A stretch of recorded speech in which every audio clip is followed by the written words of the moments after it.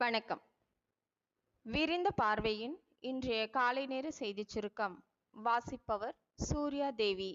மானிய கோரிக்கைகள் தொடர்பான தமிழக சட்டப்பேரவை கூட்டத்தொடரின் கடைசி நாள் கூட்டம் நடைபெற்றது.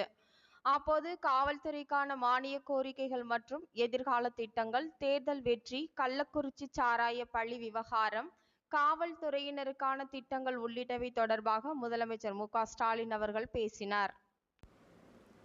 நடிகரும் அரசியல்வாதியுமான சரத்குமாரின் மகள் வரலட்சுமிக்கும் மும்பையைச் சேர்ந்த பிரபல தொழிலதிபர் நிக்கோலாய் சத்தேவுக்கும் வருகின்ற ஜூலை 2ஆம் தேதி திருமணம் தாய்லாந்தில் நடைபெறவுள்ளது.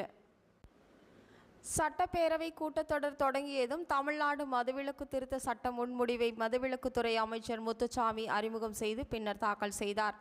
இந்த சட்ட திருத்தத்தின்படி கள்ளச்சாராயத்தை தயாரித்து விற்பவர்களுக்கு ஆயுள் தண்டனையும் ரூபாய் 10 லட்சம் அபராதமும் விதிக்க இந்த சட்ட திருத்தம் கொண்டு வரப்பட்டுள்ளது. மேலும் கள்ளச்சாராய குற்றங்களுக்கு பயன்படுத்தப்படும் அசையும் சொத்துக்களை பறிமுதல் செய்யவும், ஜாமீன் முறிவினை நிறைவேற்ற நிர்வாகத்துறை நடுவருக்கு அதிகாரம் அளிக்க சட்ட திருத்தத்தில் வழிவகை செய்ய.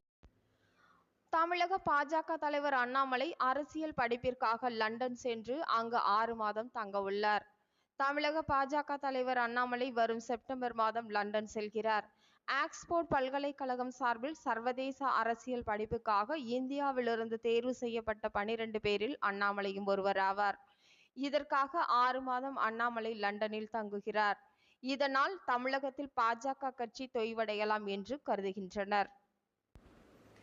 இனிமேல் எங்காவது கள்ளச்சாராய உயிர் பலி நடக்குமானால் அதற்கு அந்த மாவட்ட காவல்துறை அதிகாரியும் எல்லைக்குட்பட்ட காவல் நிலைய அதிகாரியும் தான் பொறுப்பேற்க வேண்டும் என்பதை மிகவும் கண்டிப்புடன் சொல்லியிருக்கிறேன் என சட்டப்பேரவையில் உரையாற்றும் போது முதலமைச்சர் மு.க.ஸ்டாலின் அவர்கள் தெரிவித்துள்ளார். இத்துடன் இன்றைய செய்திச் சுருக்கம்